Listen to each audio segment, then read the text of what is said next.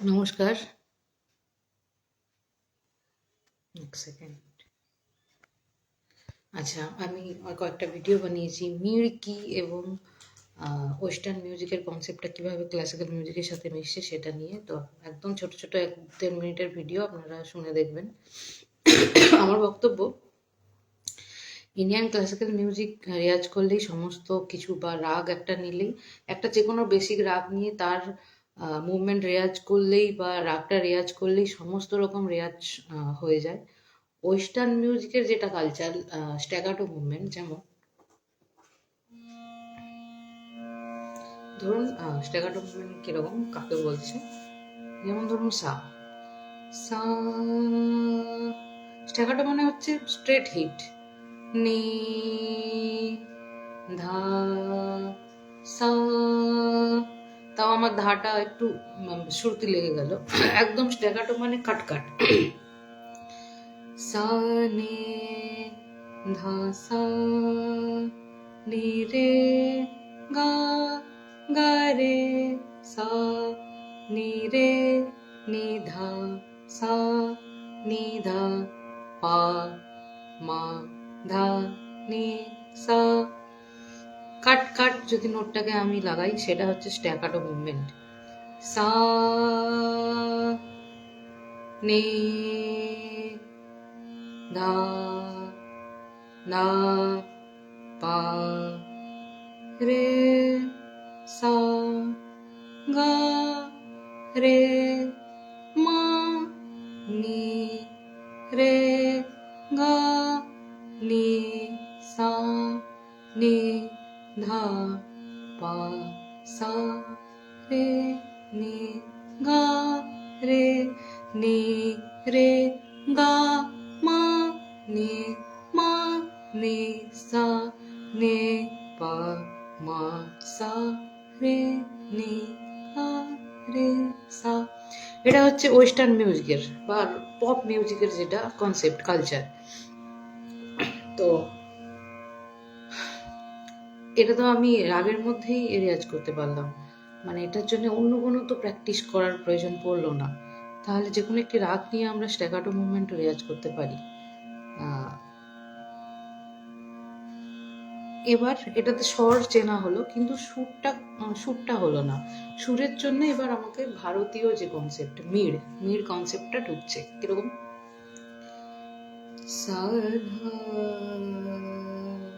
এই যে স্লো মোশনে আসা, এই গড়িয়ে গোল করে আসা, পুরোটা নিয়ে, এটাকে বলছে মিড়, স্লো।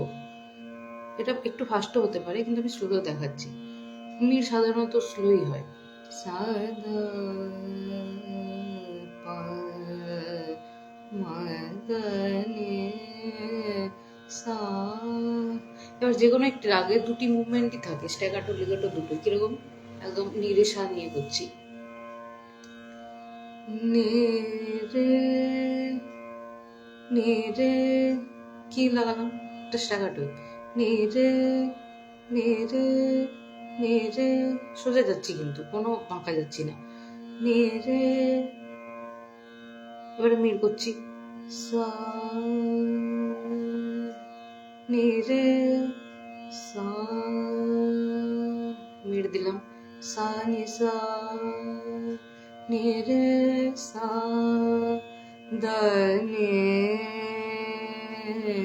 সা রে নে রে সা। একটি রাগের মধ্যে স্ট্যাগাটো অ্যান্ড লেগাটো দুটো মুভমেন্টই থাকে, এবং একটা রাগের রেওয়াজ, একটা বেসিক রাগ নিলে পুরো সমস্ত রকম রেওয়াজ কমপ্লিট করা যায় স্ট্যাগাটো অ্যান্ড লেগাটো। তার জন্য অন্য কোনো রকম মানে ভারতীয় শাস্ত্রীয় সঙ্গীত বা ইন্ডিয়ান ক্লাসিক্যাল মিউজিক বা ইন্ডিয়ান রাগা রেওয়াজ করার জন্য কোনো রকম আলাদা কোনো রেওয়াজের প্রয়োজন নেই। কোনো স্বরের বা সুরের আলাদা করে রাগটাকে নিয়ে রেওয়াজ করলেই হবে। ধন্যবাদ। এবং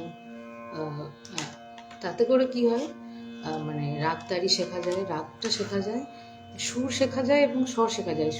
শুধু স্ট্যাকাটো বা মুভমেন্ট করলে যেটা সমস্যা হয় আমাদের, লিগাটো যদি না করি তাহলে সুরটা চলে যায় মাথা থেকে। তাতে করে গ্রামাটিক্যালি আমরা খুব স্ট্রং হয়ে যাই, কিন্তু মিউজিক্যালি ননসেন্স হয়ে যায়। মানে মিউজিক্যালি কারেক্ট, মানে গ্রামাটিক্যালি কারেক্ট আর মিউজিক্যালি কারেক্ট দুটোকে মানে দুটোর ব্যালেন্সেই মিউজিক তৈরি হয়। আমি যদি করি এরকম সারে গামা পা ধা নি সা সা নি ধা পা মা গা রে সা, ইটস গ্রামাটিক্যালি কারেক্ট। আমি যদি ফ্রিকোয়েন্সি ম্যাচ করাই সব মিলে যাবে, সারে গামা সব ফ্রিকোয়েন্সি ম্যাচ করছে, scientifically correct, but it's not music. সারে গামা পা ধা নি সা সা নি ধা পা মা গা রে সা, ইটস মিউজিক।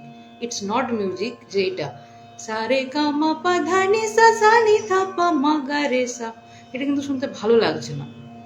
তাহলে সারে গামা পা মা গা মা রে সা সা নি ধা সা রে গা সা নি রে সা। তো আমি যেটা বলতে চাইছি, একটা যে কোনো রাগ নিয়ে বা ক্লাসিক্যালের মিউজিকের রেয়াজ করলে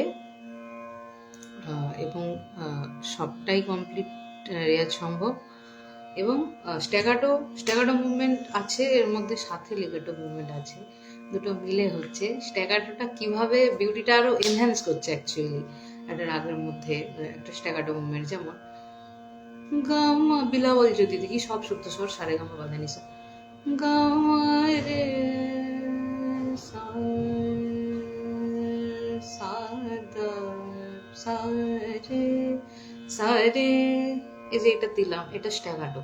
সা রে আমি যদি সবসময় মিট করে যাও ভালো লাগবে না। সা রে গা রে গা রে স্ট্যাগাটো, নি রে সা এমন নি রে সা, বুঝতে পারছি স্ট্যাগাটো এর মধ্যে অ্যাপ্লিকেশন আছে। তো ওয়েস্টার্ন মিউজিকের কালচার আছে, ওয়েস্টার্ন মিউজিকের কনসেপ্ট আছে, এবং স্ট্যাগাটো মুভমেন্টের জন্য অ্যাকচুয়ালি বিউটিটা আরো এনহ্যান্স হচ্ছে। দুটোর সংমিশ্রণ আছে। নমস্কার, ভিডিওগুলো বানিয়েছি ছোট ছোট করে, দেখবেন, আশা করি ভালো লাগবে। মানে বোঝানোর চেষ্টা করছি আমি যতটুকু নিজে বুঝতে পারছি, এবং আপনারাও বুঝতে পারবেন নিশ্চয়ই। থ্যাংক ইউ, ধন্যবাদ।